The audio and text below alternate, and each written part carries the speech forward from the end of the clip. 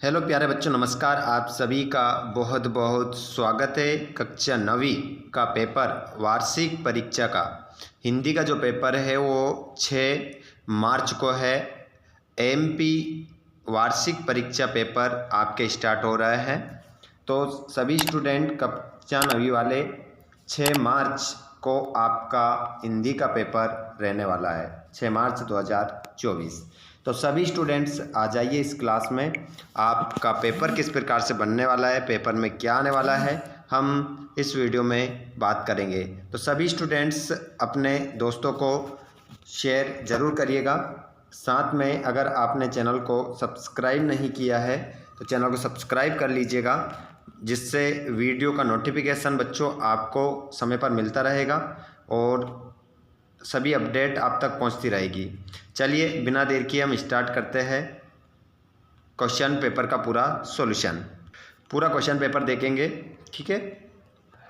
जैसे कि यहाँ पर क्वेश्चन पेपर आप देखेंगे। पहला पेपर में क्वेश्चन है आपका कि निम्नलिखित प्रश्नों में से सही विकल्प चयन करके लिखना है। हिंदी साहित्य का स्वर्ण युग माना जाता है। तो हिंदी साहित्य का स्वर्ण युग किसे माना जाता है? तो आपका आंसर क्या होगा? यहाँ पर भक्ति काल हो जाएगा। सभी स्टूडेंट ध्यान दीजिएगा। सुमित्रानंदन पंत का जन्म ग्राम में हुआ, तो यहाँ पर आपका जो आंसर होगा क्या होगा? कौसानी। कौसानी नामक गांव में सुमित्रानंदन पंत का क्या हुआ था? जन्म हुआ था। अगला क्वेश्चन है विभाव अनुभाव व्यभिचारी संयोगात रस निष्पत्ति कथन है। तो ये कथन जो है भरत मुनि का है। ये कथन दिया था भरत मुनि जी ने। अगला क्वेश्चन, तिब्बत में हिंदुस्तान का व्यापार होता था चीन के रास्ते से, आगरा के रास्ते से, कोंकण के रास्ते से या नेपाल के रास्ते से?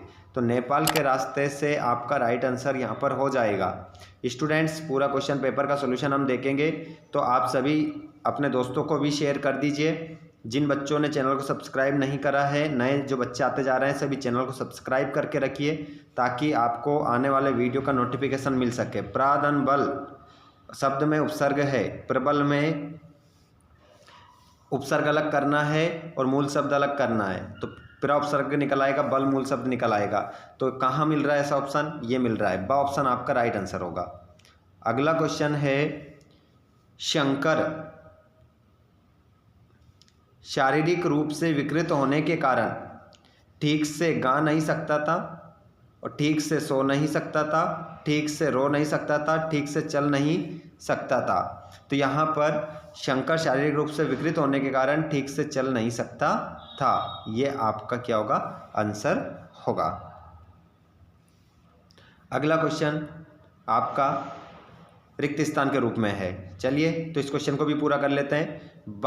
एक भारतीय आत्मा किसको कहा जाता है? तो ये क्वेश्चन मैंने कई बार आप लोगों को बताया है और फिर बता रहा हूँ कि देखिए यहाँ पर एक भारतीय आत्मा कहा जाता है माखनलाल चतुर्वेदी को आपका आंसर होगा। और रौद्र रस का स्थायी भाव, रौद्र रस का स्थायी भाव क्या हो जाएगा बच्चों? क्रोध हो जाएगा। इस खालिस्तान में क्या लिख लोगे आप? क्रोध।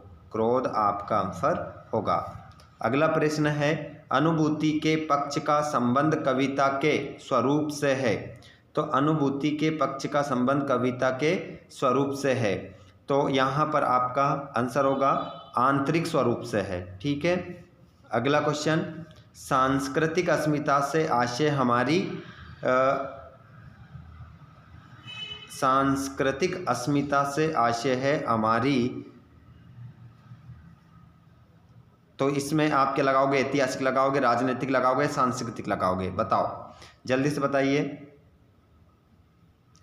तो यहाँ पर आपका ऐतिहासिक पहचान आपका राइट आंसर हो जाएगा।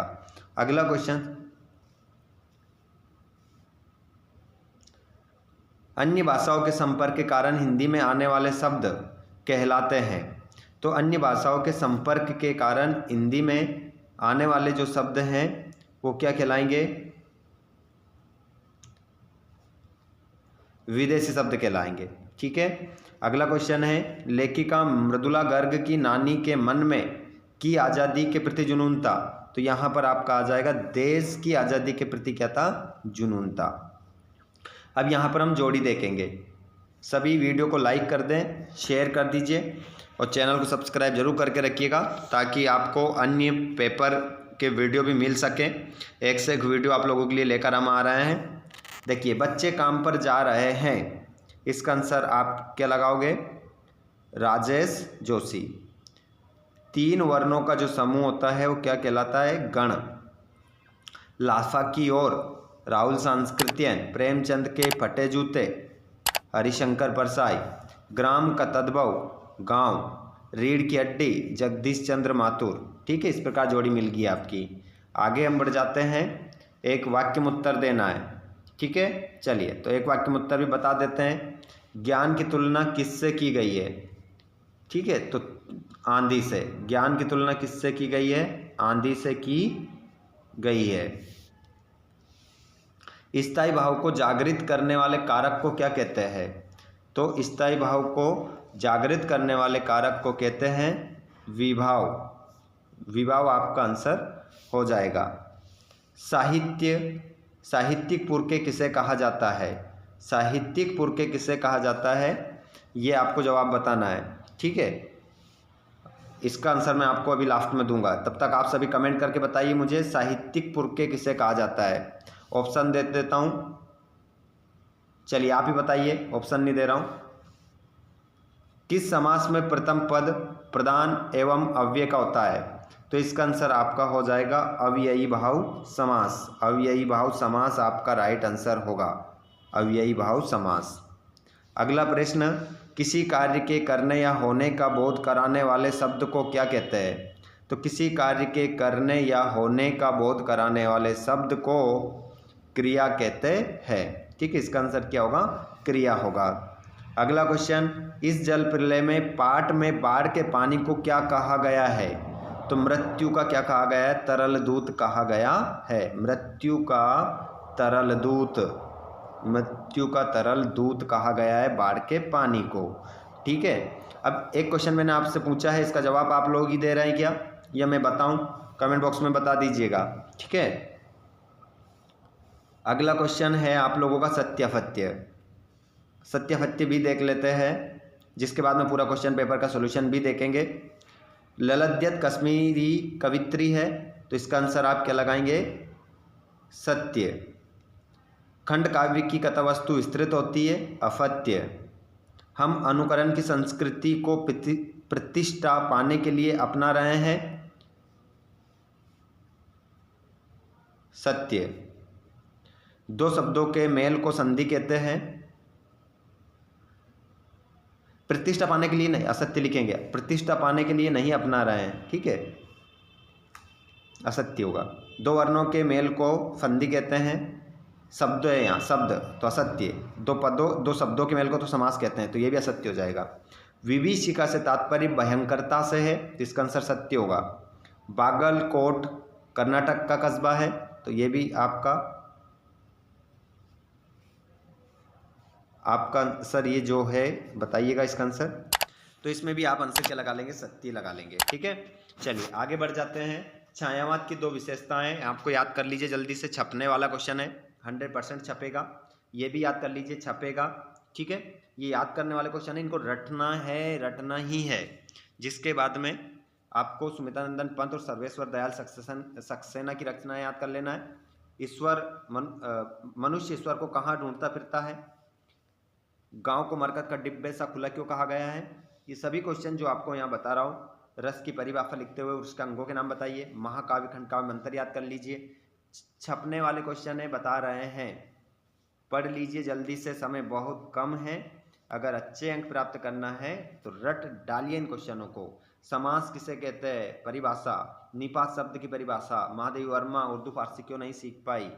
पढ़ लीजिए इन क्वेश्चनों को। पूरा क्वेश्चन पेपर यहाँ पर मैं बता रहा हूँ आप लोगों को। इस प्रकार अगर आप पढ़ेंगे तो बहुत अच्छे अंकों के साथ आप पास हो जाओगे। ठीक है, तो यहाँ पर कुछ क्वेश्चन मैंने अभी आप लोगों को नहीं बताया है, तो जल्दी से आप लोग, अगर आपको कुछ और क्वेश्चन भी चाहिए तो आप मुझे कमेंट बॉक्स में जल्दी से जल्दी लिखें। सभी 9वीं वाले बच्चे जल्दी से जल्दी कमेंट करेंगे, जल्दी जल्दी वीडियो आपको मिलेगा। तो सभी स्टूडेंट इस वीडियो को इतना फैला दो, इतना फैला दो, प्रत्येक बच्चे तक ये वीडियो पहुंच जाना चाहिए 1 से 2 दिन में। जल्दी से शेयर कर दीजिए। और जो जो बच्चे शेयर करते जा रहे हैं कमेंट बॉक्स में ज़रूर लिख दीजिएगा कि हमने शेयर कर दिया है।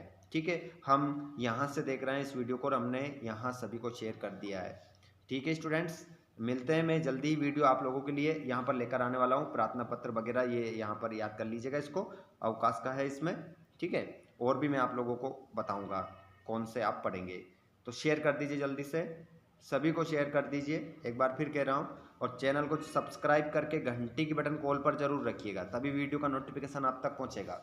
धन्यवाद। ये PDF चाहिए तो टेलीग्राम से जुड़ जाओ, डिस्क्रिप्शन में लिंक दे रखी है टेलीग्राम की। ठीक है, वहाँ से आपको PDF मिल जाएगा। धन्यवाद।